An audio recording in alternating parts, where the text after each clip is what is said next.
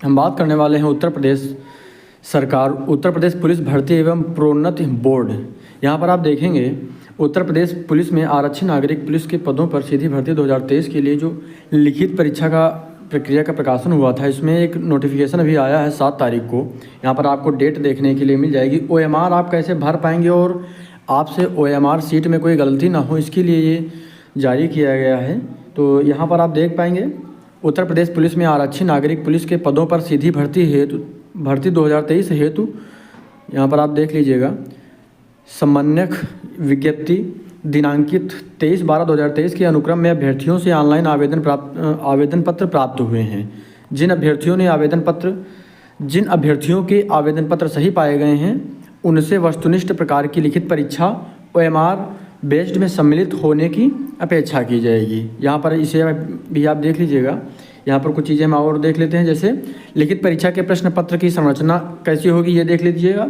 यहाँ पर विषय की अगर हम बात करें तो सामान्य ज्ञान होगा, सामान्य हिंदी, संख्यात्मक एवं मानसिक योग्यता परीक्षा और मानसिक अभिरुचि, बुद्धिलब्धि एवं तार्किक क्षमता से संबंधित प्रश्न होंगे। और यहाँ पर प्रश्नों की जो संख्या होगी 150 होगी और जो अधिकतम अंक होंगे ये 300 होंगे। और समय की अगर हम बात करें तो 2 घंटा की होगी, यानी 120 मिनट आपके लिए परीक्षा के लिए आपको मिलेंगे। और उसके बाद हम दूसरा पॉइंट यहाँ पर देख लेते हैं, जैसे यहाँ पर क्या हो जाएगा, लिखित परीक्षा वस्तुनिष्ठ प्रकृति की होगी। वह परीक्षा का माध्यम पेन और पेपर OMR आधारित होगा। वस्तुनिष्ठ परीक्षा उपरोक्त विषय में कुल 150 प्रश्नों एवं 300 अंकों की होगी, जिसकी कुल अवधि 2 घंटे की होगी। अभी जो यहाँ पर हमने बताया वही है।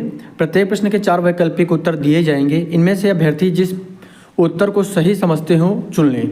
प्रत्येक प्रश्न के लिए केवल एक ही उत्तर चुनें तथा तदनुसार OMR सीट उत्तर पत्रक में उत्तर को गोला करें।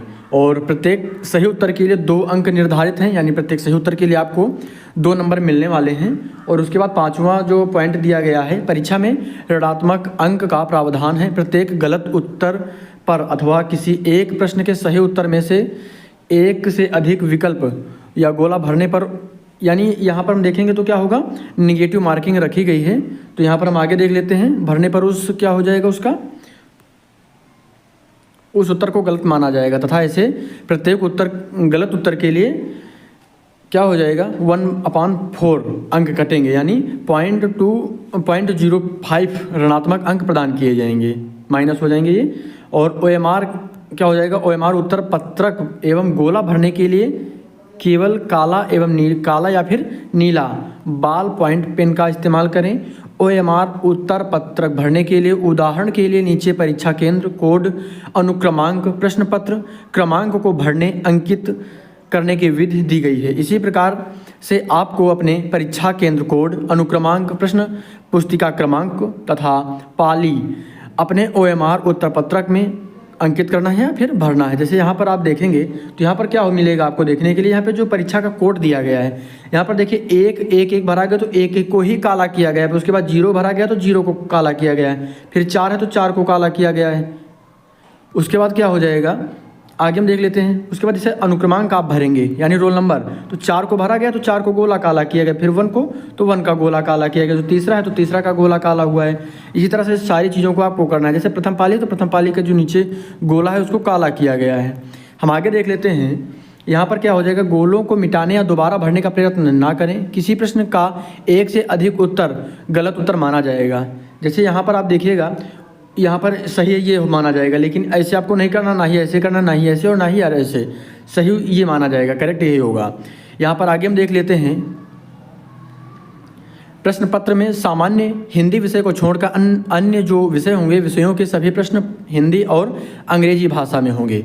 किसी संशय या भ्रम की स्थिति में अंग्रेजी रूपांतर मान्य होगा। अभ्यर्थियों की संख्या के अनुसार लिखित परीक्षा 1 से अधिक तिथियों में विभिन्न प्रश्न पत्रों के साथ विभिन्न पालियों में आयोजित की जाएगी। प्रत्येक पालियों के प्रश्न पत्र अलग अलग होंगे और अंकों का प्रासानीकरण, नॉर्मलाइजेशन यानी सामान्यीकरण की प्रक्रिया बोर्ड की विज्ञप्ति संख्या PRB 155 2023 दिनांक 18/12/2023 में वर्णित व्यवस्था के अनुसार अपनाई जाएगी। और आगे हम देख लेते हैं 12वां पॉइंट। प्रश्न पत्र में किसी प्रश्न के गलत होने या प्रश्न के सभी उत्तर विकल्पों के उपयुक्त न होने पर ऐसे प्रश्नों को निरस्त कर दिया जाएगा और उन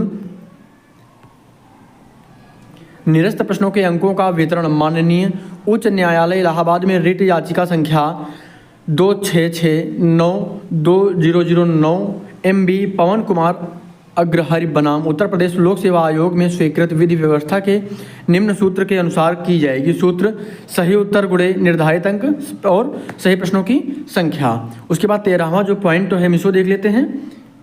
यहाँ पर क्या हो जाएगा, बोर्ड द्वारा लिखित परीक्षा के लिए विस्तृत पाठ्यक्रम बोर्ड की विज्ञप्ति संख्या PRB 150/2023 दिनांकित 23/12/2023 के द्वारा प्रदर्शित किया जा चुका है। पाठ्यक्रम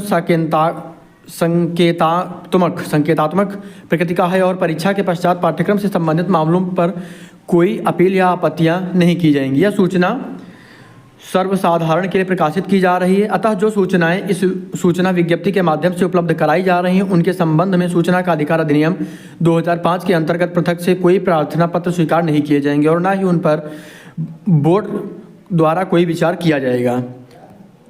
और इसके बाद यहाँ पर आपको साइन और बोर्ड का नाम भी देखने के लिए मिल जाएगा।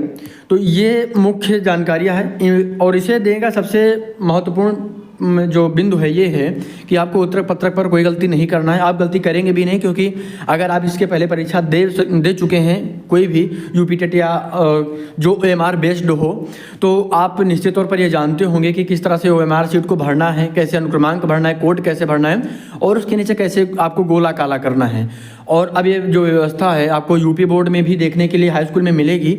वहाँ पर भी 20 नंबर की OMR परीक्षा होती है, तो निश्चित तौर पर आप OMR को आसानी से भरना सीख जाएंगे और इसको आप 1-2 बार प्रैक्टिस भी कर लीजिए ताकि आपसे परीक्षा में कोई गलती ना हो। वीडियो को ऐसा लगा आपको कमेंट जरूर करिएगा। मिलते हैं अगले वीडियो में। वीडियो को पूरा देखने के लिए आपका बहुत बहुत धन्यवाद। वीडियो अच्छा लगा हो तो लाइक ज़रूर करिएगा।